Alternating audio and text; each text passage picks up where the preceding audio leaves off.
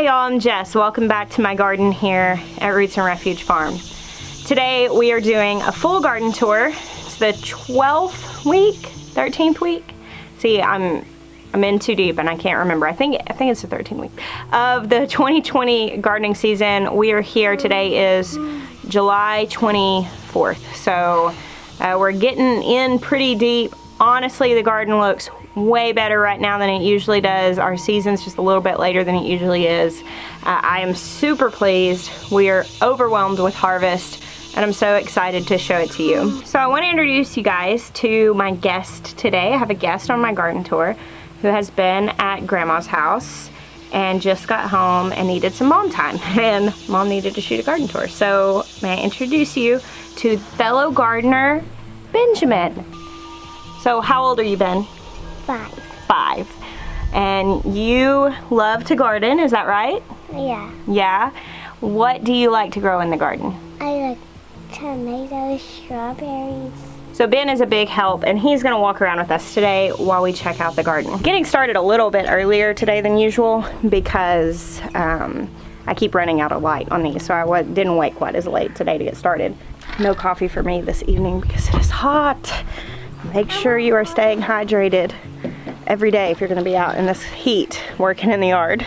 So if you're new here, we are gardening in zone 7, A, B-ish, kind of in between the two, in central Arkansas.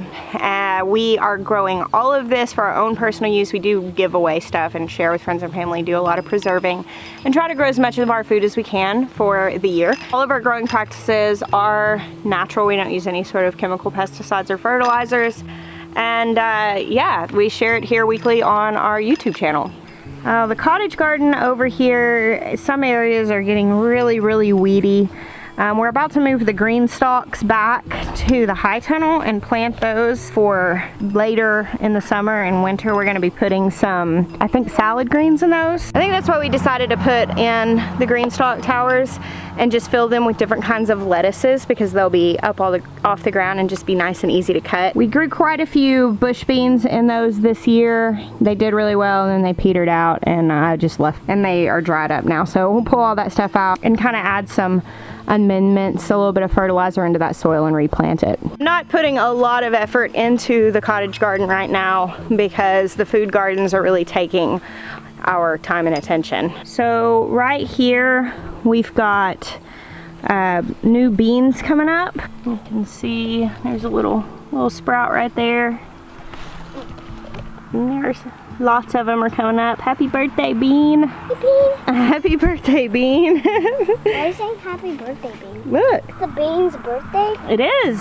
It's about to pop its little head up. That's cool, huh? So we've done a lot of green beans in the spare spaces. Green beans grow really fast. So if you have 60 days left, 70 days left in your growing season, which I think we have around 85. It could go longer than that, could get cut a little bit shorter, but they're gonna produce in that amount of time. So if you've got an empty space in your garden where you've had to tear something out, putting in bush beans is a really great option. You could do pole beans as well, but a lot of times you can just fill little spaces in with bush beans and just put a few in. You don't have to worry about support. I'm trying something with these noodle beans. You'll see that there's a bunch on here.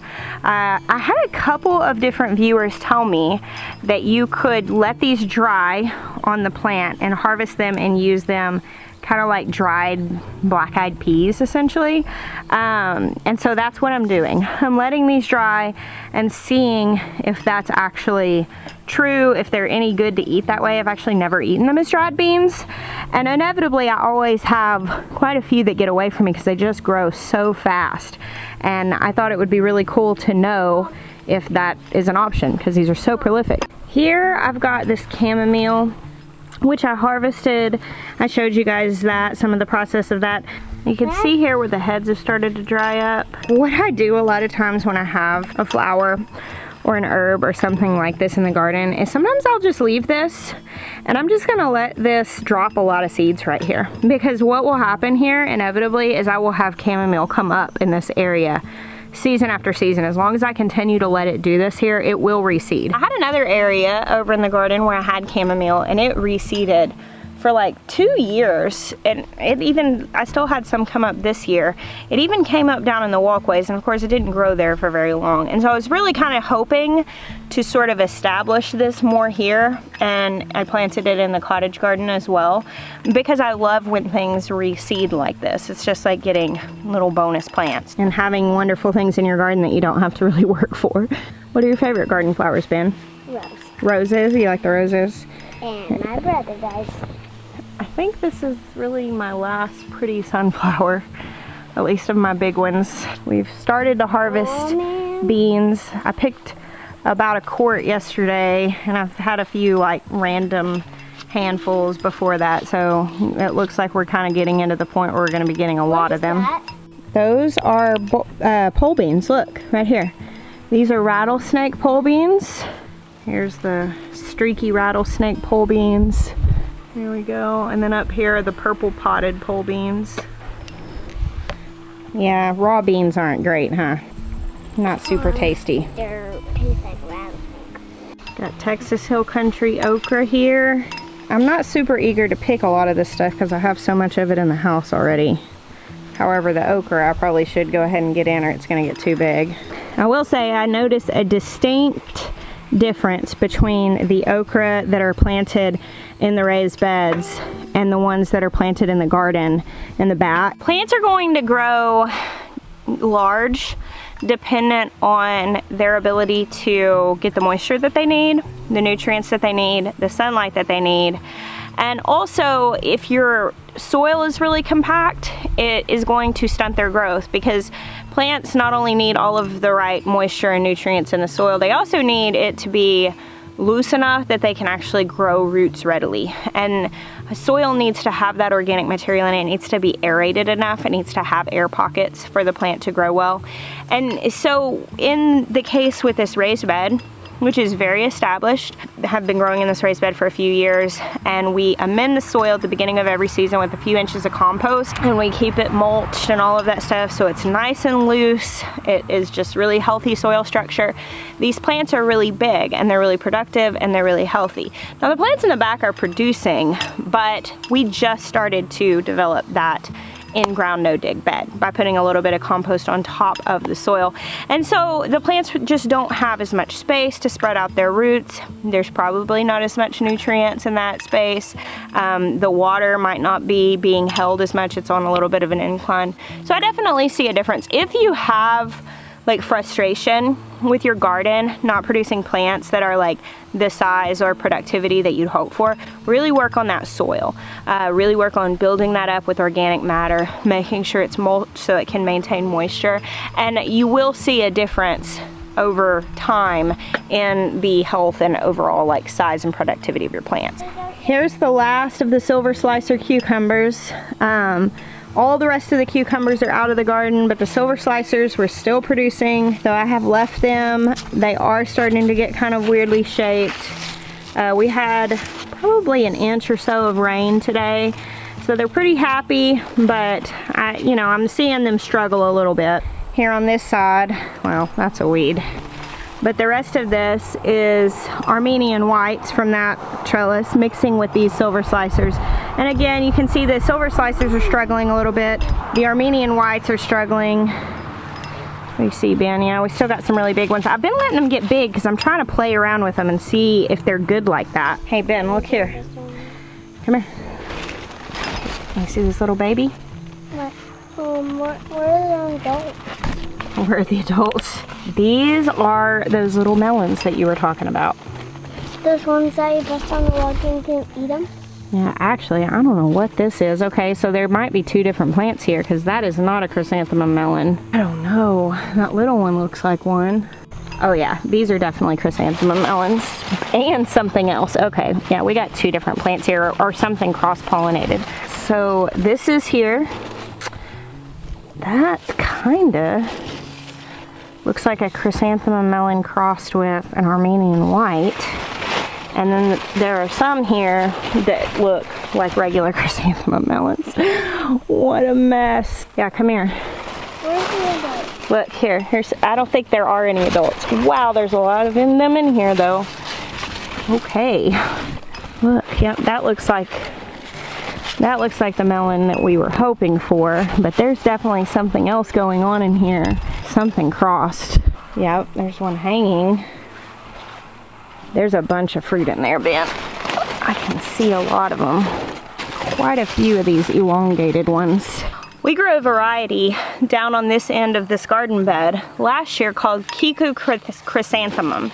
And Benjamin actually brought it up to me the other day and he said, hey, do we have any of those melons that we could bust open and eat in the garden? Because what we would do, they only get to be about this big, about the size of a baseball to a softball.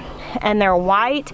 And the description of the seed pack from Baker Creek said that they tasted like the mix between a yogurt, or a Greek yogurt and a pear. Greek yogurt and a pear.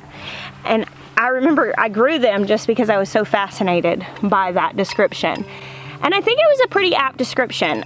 They definitely just had this mild, creamy, kind of fresh. They don't have a lot of flavors. It was definitely very mild, but nice. They were just good, really, for one person. And what we would do last year is we would come down with those, and we would never even take them into the house, really. We would just bust them on the side of the garden beds and just eat them out in the garden. And Ben apparently really liked that memory. But right here in this bed, taking over, I think it's 3 different plants. They volunteered here, and I thought, well, I just want to let them grow because this is where the chrysanthemum melons were. I didn't get any seeds for those. I didn't save any last year, so maybe we'll get some. And it looks like we definitely have some growing, but one of these plants is growing some cross-pollinated hybrid melon, and I don't know, maybe it'll turn out to be really good. I can't know for sure what it's crossed with. The only other thing that was really long like this that we grew last year was the only other melon was the Armenian white, which we grew right next to this. So that very well could be what that cross is, and that may be a really cool thing because I'm actually letting some of these Armenian whites get really large because I've just discovered that they're really nice as a large melon also. They just taste like a cucumber, but you get 4 pounds of them, which is really, really cool. And so I've been playing around with blending them with like yogurt to make popsicles and trying different things. I'm trying pickling some and doing different stuff. So if we ended up with a cross between an Armenian white and a chrysanthemum melon, that would be super cool. Look there. Look over there. Did you plant those or are those the cucumbers? Those are those squash. Did you plant? I did plant those. Those, we'll get over there to that. It's a wild nest, huh? Can we go over there? You just can't hardly wait. Ben, this is very exciting. What if we made a new discovery here? Huh. A jungle, yeah. Look at it. It goes all the way around here. It is a wild jungle. That's just a couple of plants. I'm gonna have to get up in there and keep an eye on it to find the ripe stuff.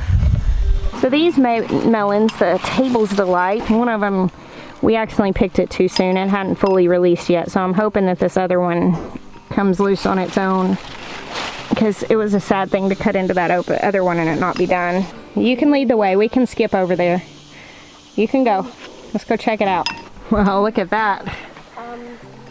Can you cut off the leaf? What do you need a leaf for? I want to use it for shade. For shade? This one looks like it's starting to break off. There you go. Oh, this basil is so fragrant. So I don't know what variety these banana plants are. I get asked that a lot. They were just given to me by a friend of my mom's. They do not produce fruit. They would if we lived in a warmer zone, but it does freeze here. And so they die whenever it freezes. I pretty much grow them because they're beautiful, and also the leaves are good for cooking, but I don't get any fruit from them. I've got some purple hull peas here that are infested with aphids. I need to come out here and get something going on them. Check that out. That is gnarly. Really with aphids like this, even when they're this bad, you can pretty much just spray them off. Maybe sprinkle some diatomaceous earth on there is probably what I'll do. Check this out. Look at this jungle. That's crazy, huh, Ben? Yeah. All right, well, I have been asked multiple times if the cattle panel trellises can handle a heavy crop, and I would say that they're holding their own right now with a very weighted load of cucuzzi squash. Mom, is That's weird. I'm gonna have to give some of this away. There's just no way. What? This is so much. Guys, this is so much. You can tell the plants are kind of starting to dry up in some places, but right now there are at least 20 good-sized gourds here. Maybe I'll do a video coming up showing cooking these and maybe try a couple recipes. You guys have sent me multiple recipes for these, and I'm open to more if you've got them. The cucuzzi is technically a gourd. In Italian, I've been told it's pronounced gagoots or something like that. I'm probably still saying it wrong. But apparently it's grown in Italian tradition to feed large families, and you can see why. This is two plants. Snake. Two plants. Snake. They look like snakes, huh? No, one up there looks like a snake. It's all curled up on the trellis. That's wild. Yeah. And you can cook them like a squash, and it's very interesting to me to find options like this. Mom, I want to call them squash. Snake squash. Snake squash? Okay. It's very interesting to me to find options like this because I live in an area where the squash bugs are really, really hard to keep squash alive. And I talk to a lot of people that say they've just about given up growing summer squash because of squash bugs. And it's great to try to find bug-resistant varieties of squash, but then also you might be able to grow gourds, whereas you can't if you can't grow squash. And then you can have an option that's very similar to a squash that you could use in that way. And I mean, if you can grow two plants and get this much food, that's definitely a benefit. Absolutely wild. So they came over from one trellis and covered the one next to it.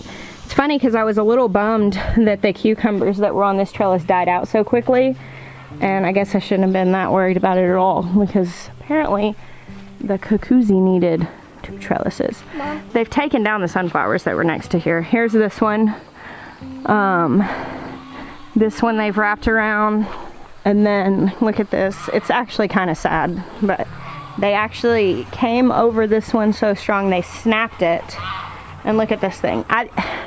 This is just my curiosity that lets stuff like this go. I can't help it. I just need to know what can happen here. And so I'm letting this thing totally Jumanji my pavilion. You made it out of the jungle. This thing is a disaster. You think it's a disaster? I'm trying to do something. You just gonna make the most of the disaster?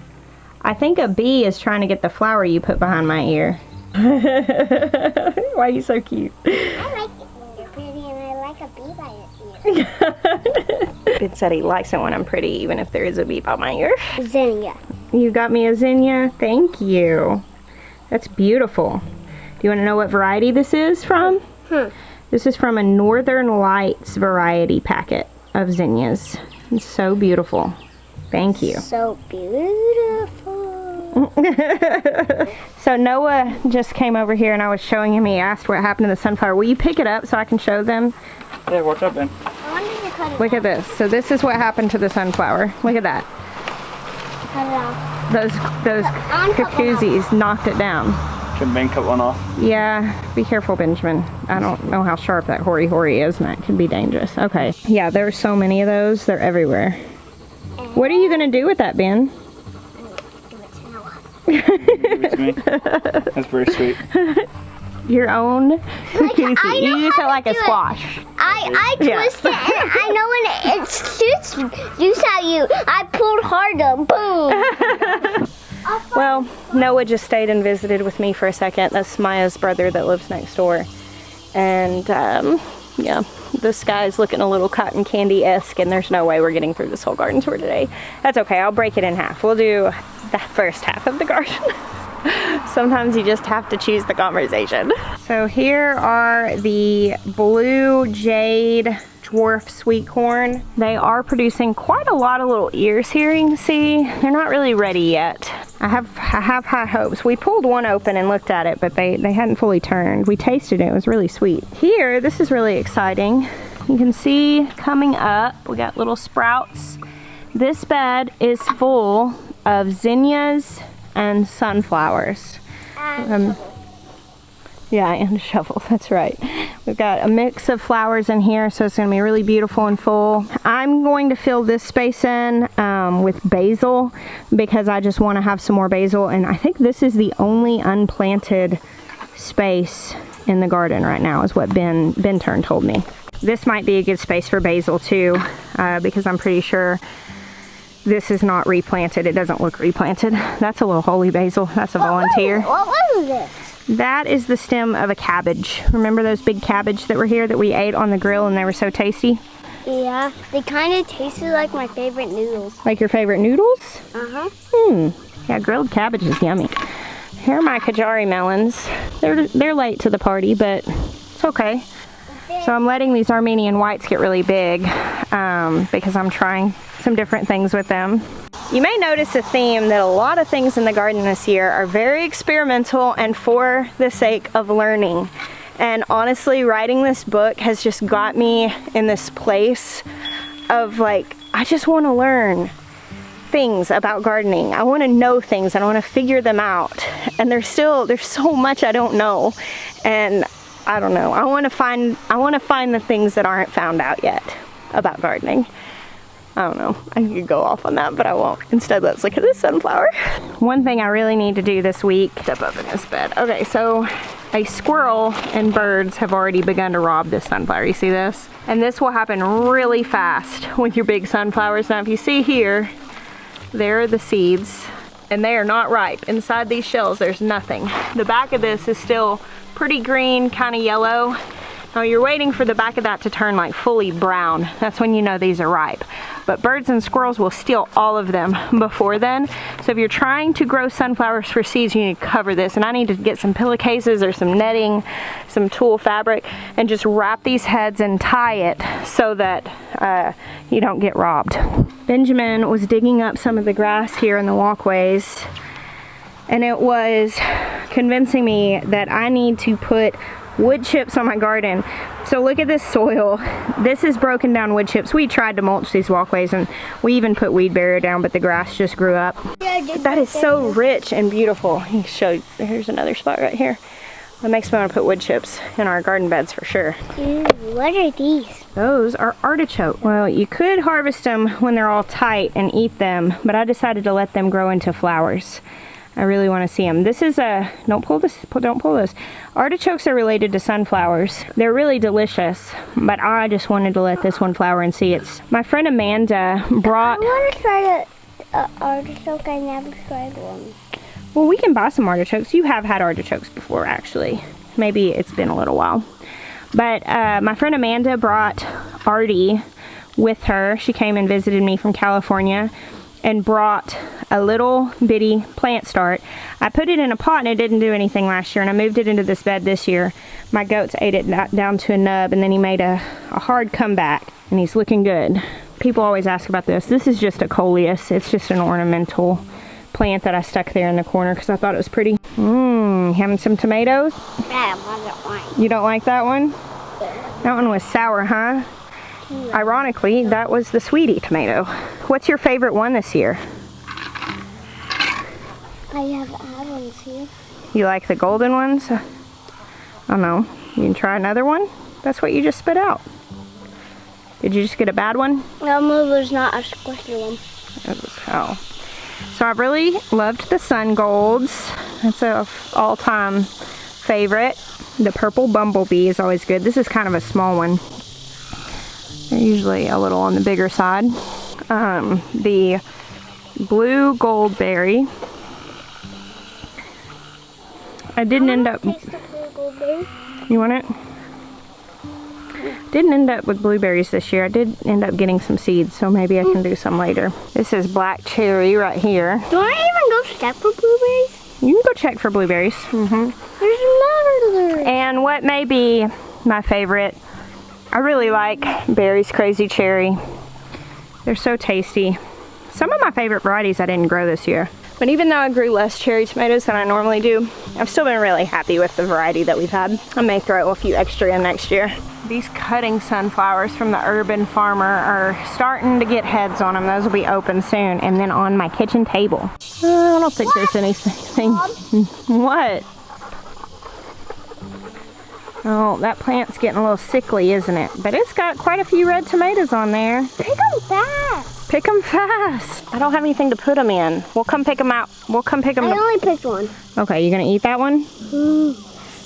Yes, okay. Okay, I've been watching this bad boy get ripe. This is a very, very large tomato.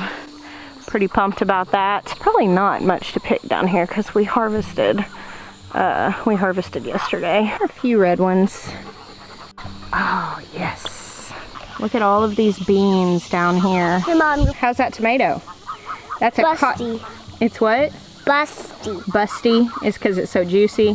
That's because it rained today. That's why I was kind of holding out on picking other ones. That is a Costoludo Genovese. Would you say that it's sweet or a little sour? Both. Both. The best tomatoes are, huh? These are all bush beans. I think Canter was one of them. I'll have to double check and see. It's 3 different kinds of bush beans. It took 3 seed packets to sow this 48-foot row in a zigzag like that. These rose plants are getting a little more established. Got some still blooming down there. And this is horseradish. No, this is ginger. And you can see there's more sprouts coming up. Pretty pumped about that coming up. That's from Fruition Seeds. All right, so this is what I spotted. Oh man, I think I should leave it. This is the biggest Dr. Witchies we've had out here this year. It's very huge, but it's still really green on the shoulders. Dr. Witchies? Yeah, or something like that. It's still a little green on the shoulders, and it did rain this afternoon, so I think I'm gonna wait till tomorrow to pick that to let it dry out a little bit. If you harvest your tomatoes right after a rain, they're gonna be more watery, whereas if you let them go through a hot day after a rain, they'll dry out some and the flavor will be a little more concentrated, so I do prefer to do that, especially if there's no reason to pick them. Like, I don't think any danger is gonna befall that tomato between tonight and tomorrow afternoon. Hopefully it doesn't. So I'm seeing the first signs of some like pretty serious sickness out on these plants. Oh, there's a tomato that has some worm damage. You could give this one to the chickens. Worm damage. It's got a big yucky spot. You can toss that to them.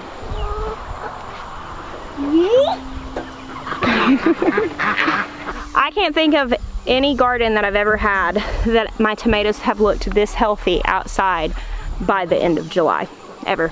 This is awesome. I know the year's running late, but really staying on top of pruning has helped, I think, because we still had a lot of rain and a lot of humidity, and they're doing well. Seeing that first little bit of blight doesn't really stress me out. It is an inevitable part of living in a really wet, hot, and humid place, but I'm happy. I'll take it. Like, at this point, I just feel like anything that they do beyond now feels like a bonus to me, so I'm very happy with that. Obviously, out of light, tried to avoid that, but it is what it is. I'm gonna break this garden tour in half, so you get a little shorter one today, and we'll do part 2 next time I see you guys.